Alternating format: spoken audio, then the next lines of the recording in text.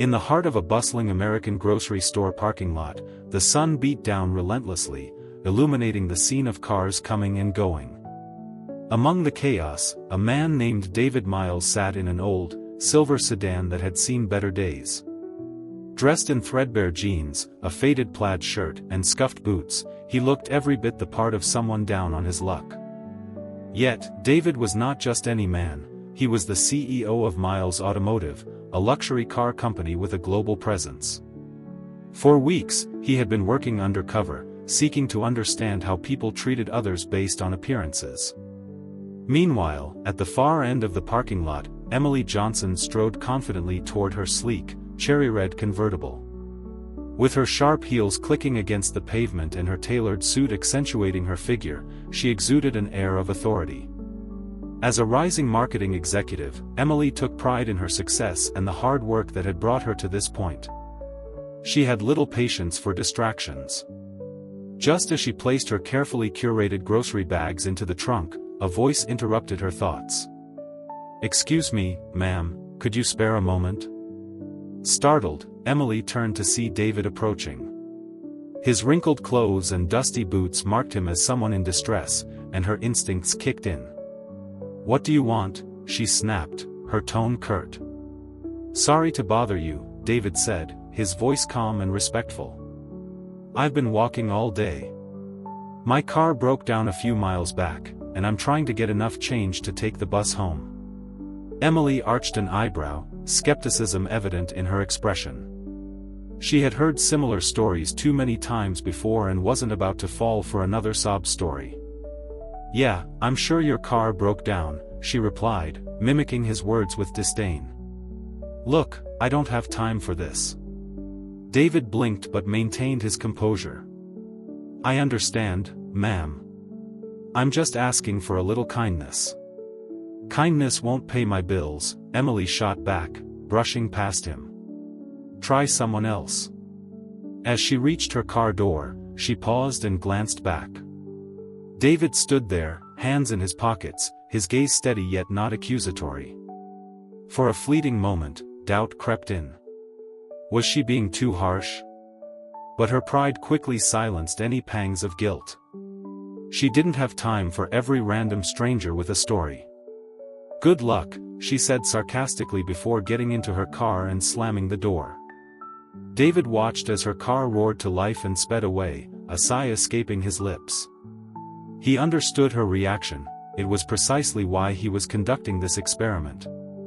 People often equated appearance with worth, and today had been no different.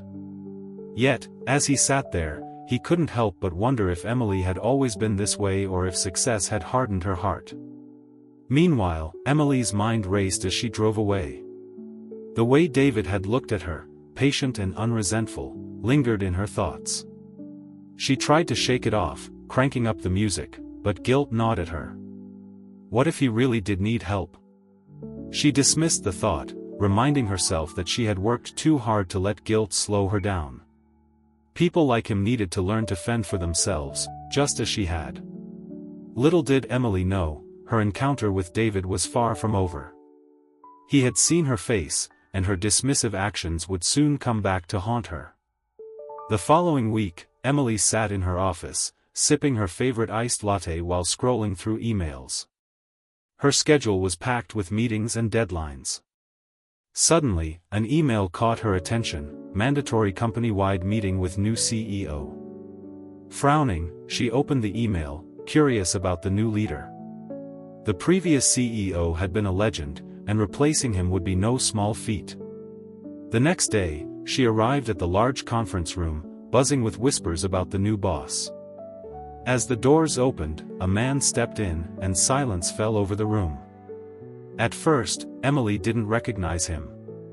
He wore a perfectly tailored suit, but something about his face seemed familiar. As her gaze locked onto his, her heart sank. It was David, the man she had dismissed in the parking lot. Her cheeks flushed with embarrassment as he introduced himself. "Good morning, everyone. I'm David Miles, your new CEO. I've spent my career building and leading companies, but for the past month, I've been on a different kind of journey. observing how people treat others based solely on appearances. Gasps rippled through the room. Emily felt her stomach twist, and she sank deeper into her chair, wishing she could disappear. David continued, emphasizing the importance of kindness and how he had witnessed both generosity and cruelty during his undercover experience. As the meeting ended, Emily tried to slip out unnoticed, but fate had other plans. "Emily," David called, his voice cutting through the chatter. She froze, heart racing, and turned slowly. "Yes, Mr. Miles," she replied, her voice steadier than she felt. "Would you mind staying behind for a moment? I'd like to have a word." As the room emptied, Emily stood rooted to the spot, a mix of dread and curiosity swirling within her. Once they were alone, David leaned against the table, his gaze calm but piercing. "I couldn't help but notice we've met before," he said, his tone polite but pointed. Emily swallowed hard. "Ah, yes, I think we might have in the parking lot." "That's right. You didn't seem very interested in helping me that day." Her cheeks burned as she looked away, fumbling for the right words. "Mr. Miles, I didn't know who you were. I thought." He interrupted gently, "And you were right. That's exactly who I was." Emily bit her lip, the weight of his words sinking in. She had no excuses. "I'm sorry," she said quietly, her voice barely above a whisper. "I shouldn't have judged you." David studied her for a moment before nodding. "Apology accepted. But this isn't about me, it's about how we treat people, no matter their circumstances. It's something to think about." With that, he straightened, offering her a small, genuine smile before walking out, leaving her alone with her thoughts. The guilt lingered, and Emily knew she had to make things right. That night, she sat in her living room, reflecting on the encounter. She decided to research David, eager to understand the man who had flipped her world upside down. His story was remarkable, growing up in a modest family, working tirelessly to build his first company in his 20s, and transforming Miles Automotive into a global powerhouse. But it was his generosity that truly stood out. The next morning, Emily arrived at work with renewed resolve. She wouldn't let her mistake define her.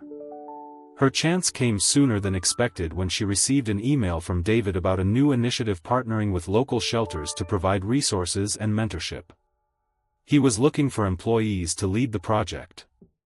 Determined to prove herself, Emily marked the meeting on her calendar. When the time came, she walked into the conference room, where a handful of employees had gathered. David stood at the front, looking relaxed yet purposeful. "This project is close to my heart," he began. "I've seen how small acts of kindness create ripples of change. But for it to work, we need people who believe in that mission." Emily's heart pounded. This was her moment. She raised her hand, her voice steady despite her nerves. "I'd like to lead it." All eyes turned to her, and the room fell silent. David's gaze met hers, thoughtful. "Are you sure?" he asked. "I am. I want to help and make a difference." David smiled faintly. "All right, Emily. The role is yours. Let's see what you can do." The following weeks were a whirlwind. Emily threw herself into the project, meeting with shelter directors, coordinating supply drives, and rallying her colleagues. It wasn't easy, but the fulfillment she found in making a tangible difference was unparalleled. One evening, exhausted yet content after a long day at a local shelter, Emily sat in her car, reflecting on the impact she was making. She was beginning to understand what true success meant. The day of the big event arrived, a community outreach program at a local shelter, organized by Emily and her team. The atmosphere buzzed with energy as tables piled high with donated clothes and food welcomed attendees.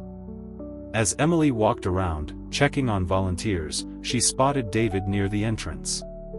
He blended in, observing everything with a keen eye.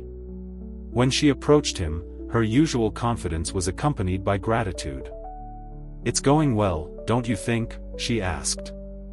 David nodded, better than I imagined. You've done a remarkable job, Emily." She smiled but grew serious. "Thank you for giving me this chance. After what happened in the parking lot, you could have written me off, but instead, you let me prove myself." David's gaze softened. "We all make mistakes. What matters is what we learn from them. You've shown growth, and that's what counts." As the event wrapped up, Emily reflected on how much had changed. She no longer saw David as just her boss, he was a mentor who had taught her the power of compassion.